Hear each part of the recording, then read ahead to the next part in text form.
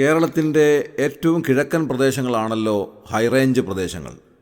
വളരെയധികം മലനിരകളുള്ളതായ ഈ പ്രദേശം വളരെയധികം മനോഹരമാണ്.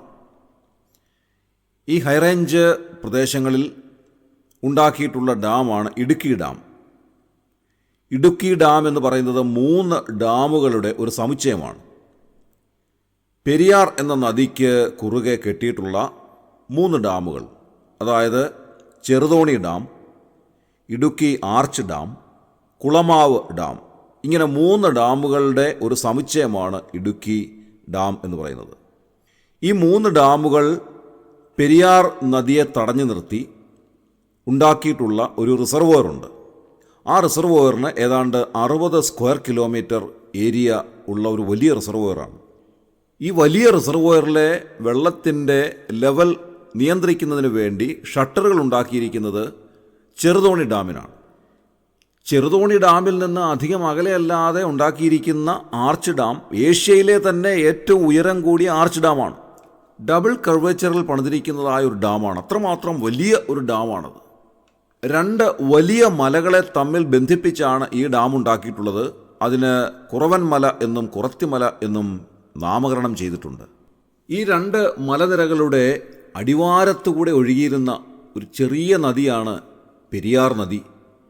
ഈ ഡാം പണിയുന്നതിന് മുൻപുള്ളതായ ചിത്രങ്ങൾ പരിശോധിക്കുമ്പോൾ വളരെ ചെറിയ ഒരു നദിയായിരുന്നു ഈ പെരിയാർ നദി. ആ പെരിയാർ നദിയെ തടഞ്ഞു നിർത്തി ഉണ്ടാക്കിയിട്ടുള്ള ഈ ഡാം എത്ര വലിയ ഡാമാണ്!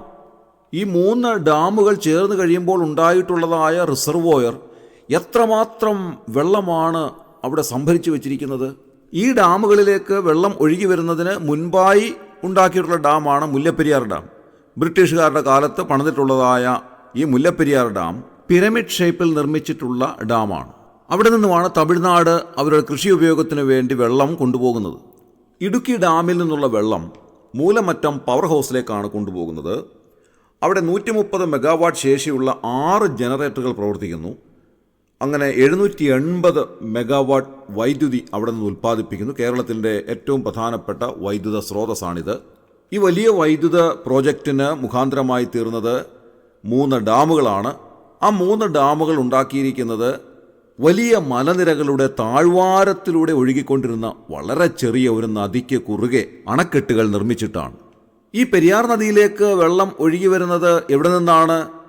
ചുറ്റുപാടുകളിലുള്ള വലിയ മലനിരകളിൽ നിന്ന് കിനിഞ്ഞിറങ്ങി വരുന്നതായ ചെറിയ ചെറിയ ഉറവുചാലുകൾ ഒഴുകിയിറങ്ങി അരുവികളായി മാറി ആ അരുവികൾ ഈ നദിയിലേക്ക് പതിച്ച് അങ്ങനെയാണ് പെരിയാർ നദിയിൽ വെള്ളമുണ്ടാകുന്നത്. അങ്ങനെ ചില നാളുകളിലേക്ക് ഒഴുകിയിറങ്ങി വന്നതായ വെള്ളത്തെ തടഞ്ഞു നിർത്തിയപ്പോഴാണ് ഇത്രമാത്രം വലിയ മനോഹരമായ അതേപോലെ തന്നെ അതിശയകരമായ ഒരു റിസർവോയറായി അത് രൂപപ്പെട്ടത്. വാസ്തവത്തിൽ ഇടുക്കി ഡാമുകൾ സന്ദർശിച്ചപ്പോൾ എൻ്റെ മനസ്സിലേക്ക് ഓടി വന്നത് 84-ാം സങ്കീർത്തനം 6-ാം വാക്യമാണ്. കണ്ണുനീർ താഴ്വരയിൽ കൂടി കടക്കുമ്പോൾ അവർ അതിനെ ജലാശയമാക്കി തീർക്കുന്നു, മുൻമഴയാൽ അത് അനുഗ്രഹപൂർണമായി തീരുന്നു. കണ്ണുനീർ താഴ്വരയെ മനസ്സിൽ ഒന്ന് കാണുവാൻ സാധിക്കുമോ? ഒരുപക്ഷെ കണ്ണുനീരിൻ്റെ അനുഭവത്തിലൂടെ കടന്നു പോയിട്ടുള്ള ധാരാളം പേർ ഈ വാക്കുകളെ ശ്രവിക്കുന്നുണ്ടായിരിക്കാം. അതുകൊണ്ട് കണ്ണുനീർ താഴ്വരയെ പ്രത്യേകിച്ച് പരിചയപ്പെടുത്തേണ്ടുന്ന ആവശ്യം ഉണ്ടെന്ന് തോന്നുന്നില്ല. മനുഷ്യ ജീവിതത്തിൽ എപ്പോഴും കണ്ണുനീരിൻ്റെ അനുഭവം ഉണ്ടാകാം. അത് പല അളവുകളിലാണെന്നും മാത്രം. ജീവിതത്തിൻ്റെ കൈപ്പേറിയ അനുഭവങ്ങളിലൂടെ കടന്നു പോകുമ്പോൾ നാം അറിയാതെ നാം കണ്ണുനീരിൻ്റെ താഴ്വരയിലേക്ക് എടുത്തെറിയപ്പെടുകയാണ്. കുറവൻ മലയുടെയും കുറത്തിമലയുടെയും അടിവാരത്തിലൂടെ ഒഴുകിയിരുന്ന ഒരു ചെറിയ നദിയെ തടഞ്ഞു നിർത്തി ഉണ്ടാക്കിയിട്ടുള്ള ഈ റിസർവോയർ എത്ര മനോഹരമായ, എത്ര വലിപ്പമേറിയ, അതിശയകരമായ ഒരു റിസർവോയറായിട്ട് മാറിയിരിക്കുന്നു. എത്ര വലിയൊരു ജലാശയമാണ് അവിടെ ഉള്ളത്! എത്ര ക്യൂബിക് മീറ്റർ വെള്ളമാണ് അവിടെ കിടക്കുന്നത്! മാത്രമല്ല എത്രമാത്രം ശക്തിയേറിയ ടർബൈനുകളെയാണ് ആ വെള്ളം കറക്കി വൈദ്യുതി ഉണ്ടാക്കിയെടുക്കുന്നത്. അതുകൊണ്ട് ഈ റിസർവോയറിനെ സംബന്ധിച്ച് നമുക്ക് പറയുവാൻ കഴിയുന്നത് ഇങ്ങനെയാണ്: it's so beautiful, so amazing and so powerful. ദൈവമക്കളുടെ ജീവിതത്തിലെ കണ്ണുനീരിൻ്റെ അനുഭവത്തെ ഈ റിസർവോയറിനോട് തുലനപ്പെടുത്തി മനസ്സിലാക്കുവാൻ നമുക്ക് സാധിക്കും. അതാണ് വാസ്തവത്തിൽ ഈ വാക്യത്തിലൂടെ നമുക്ക് കാണുവാൻ കഴിയുന്നത്. ഈ റിസർവോയറിലേക്ക് വെള്ളം പല സമയങ്ങളിലായി ചെറിയ ചെറിയ ഉറവുചാലുകളിലൂടെ കിനിഞ്ഞിറങ്ങി വന്ന് ഒരു വലിയ ജലാശയമായി തീർന്നതുപോലെ നമ്മുടെ ജീവിതത്തിലെ കണ്ണുനീരിൻ്റെ അനുഭവങ്ങൾ പലപ്പോഴായി നമുക്ക് സമ്മാനിക്കുന്ന ചെറിയ ചെറിയ ഉറവുചാലുകളിലൂടെ ഇറങ്ങി വന്നിരിക്കുന്നതായ കണ്ണുനീരിനെ വലിയൊരു ജലാശയമാക്കി മാറ്റി അതിനെ മനോഹരമാക്കി മാറ്റുവാൻ നമുക്ക് സാധിക്കുന്നു, ദൈവകൃപയാൽ സാധിക്കുന്നു എന്നുള്ളതാണ് ഈ വാക്യത്തിൻ്റെ അർത്ഥം എന്ന് മനസ്സിലാക്കുമ്പോഴാണ് അതിൻ്റെ ആഴമേറിയ സത്യം നമ്മെ അത്ഭുതപ്പെടുത്തുന്നത്. വാസ്തവത്തിൽ കണ്ണുനീരിൻ്റെ അനുഭവങ്ങൾ നമ്മെ തകർത്ത് കളയുന്നതാണെന്ന് നാം വിചാരിക്കും. നമ്മുടെ മനസ്സിൻ്റെ സ്വസ്ഥതയും സമാധാനവും എല്ലാം നഷ്ടപ്പെടുത്തി നമ്മുടെ മുഖം മ്ലാനമാക്കി നമ്മെ വല്ലാതെ തകർത്ത് കളയുന്നതാണ് എന്നൊരു പക്ഷേ നമ്മൾ വിചാരിക്കും. രോഗങ്ങളോ ദുഃഖങ്ങളോ ക്ഷീണങ്ങളോ വേർപാടിൻ്റെ ദുഃഖമോ ഒക്കെ നമ്മെ വല്ലാതെ തകർക്കുമ്പോൾ നമ്മുടെ മുഖമെല്ലാം മ്ലാനമായിട്ട് നാം വല്ലാതെ മനസ്സ് വിഷമിച്ച് തകർന്ന് നമ്മുടെ കണ്ണുനീർ വല്ലാത്തൊരു തലത്തിലേക്ക് നമ്മെ വലിച്ചു കൊണ്ടുപോയെന്നിരിക്കാം. അപ്പോഴൊക്കെ നാം വിചാരിക്കും, അയ്യോ ഞാൻ തകരുകയാണല്ലോ, എൻ്റെ സന്തോഷമെല്ലാം നഷ്ടപ്പെട്ടു പോകുന്നല്ലോ, ഞാൻ വല്ലാത്തൊരു സ്ഥിതിയിലേക്കായിപ്പോയല്ലോ എന്നൊക്കെ നാം മനസ്സുകൊണ്ട് വിചാരിക്കാം. പക്ഷേ വാസ്തവത്തിൽ സംഭവിക്കുന്നത് എന്താണ്? ദൈവമക്കളെ സംബന്ധിച്ചിടത്തോളം അവരുടെ കണ്ണുനീര് ഒരു വലിയ മനോഹരമായ ജലാശയമായി മാറുന്നു.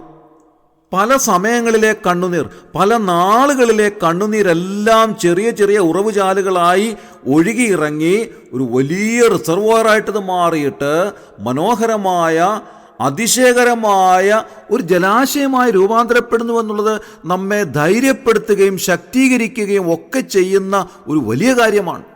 വാസ്തവത്തിൽ ആർക്കാണിത് സാധിക്കുക? എല്ലാവർക്കും ഇങ്ങനെ കഴിയണമെന്നില്ല. നാം അതിന് തൊട്ടു മുൻപുള്ള വാക്യത്തിൽ വായിക്കുന്നത്, ബലം നിന്നിലുള്ള മനുഷ്യൻ ഭാഗ്യവാൻ. ഇങ്ങനെയുള്ളവരുടെ മനസ്സിൽ സിയോനിലേക്കുള്ള പെരുവഴികളുണ്ട്. കണ്ണുനീർ താഴ്വരയിൽ കൂടി കടക്കുമ്പോൾ അവർ അതിനെ ജലാശയമാക്കി തീർക്കുന്നു എന്നാണ് എഴുതിയിരിക്കുന്നത്. എന്ന് പറഞ്ഞാൽ അതിൻ്റെ അർത്ഥം എന്താണ്? കരഞ്ഞ് കരഞ്ഞ് ബലമെല്ലാം നഷ്ടപ്പെടുന്നതായ ഒരു സാഹചര്യത്തിൽ കർത്താവിൽ ബലം കണ്ടെത്തുന്ന ഒരു ദൈവ പൈതലിന് മാത്രം സാധിക്കുന്ന ഒരു കാര്യമാണ് നാം ഇവിടെ വായിച്ചത്.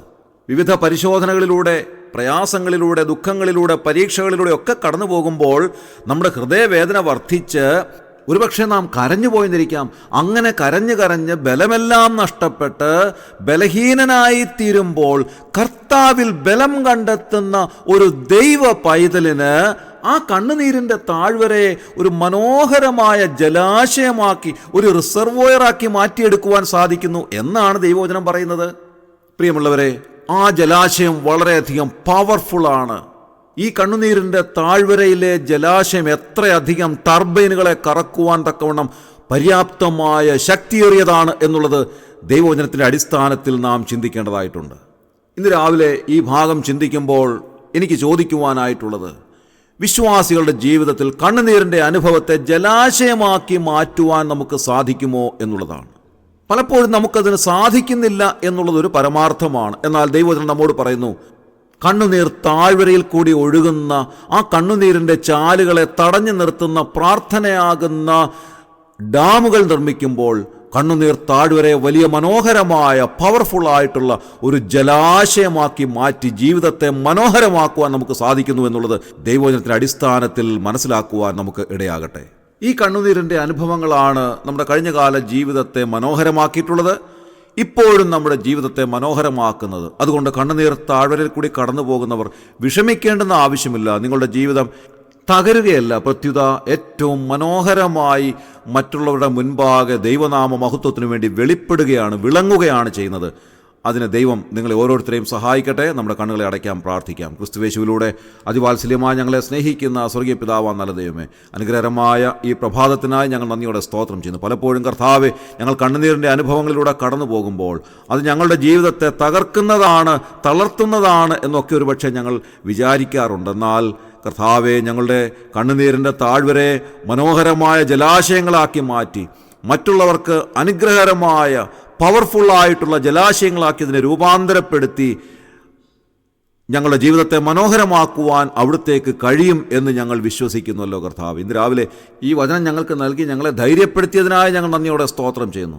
ഈ ശുശ്രൂഷയിൽ സംബന്ധിച്ച ആരെങ്കിലും കർത്താവെ കണ്ണുനീരിൻ്റെ താഴ്വരയിൽ കൂടെ കടന്നു പോകുന്നവരുണ്ടെങ്കിൽ അവരെ ധൈര്യപ്പെടുത്തി അവരുടെ ജീവിതത്തെ വലിയൊരു ജലാശയമാക്കി, മനോഹരമായ ജലാശയമാക്കി രൂപാന്തരപ്പെടുത്തി അത് അവർക്ക് ധൈര്യത്തിനായും പ്രത്യാശയ്ക്കായും അനേകരുടെ ധൈര്യത്തിനായും അവരെ ഉപയോഗിക്കണമെന്ന് പ്രാർത്ഥിക്കുന്നു. ഞങ്ങളുടെ പ്രാർത്ഥന കേട്ടനായ സ്തോത്രം. ഞങ്ങളുടെ കർത്താവിൻ രക്ഷിതാവുമായ യേശു ക്രിസ്തുവിൻ്റെ ധന്യമായ നാമത്തിൽ തന്നെ ആമേൻ.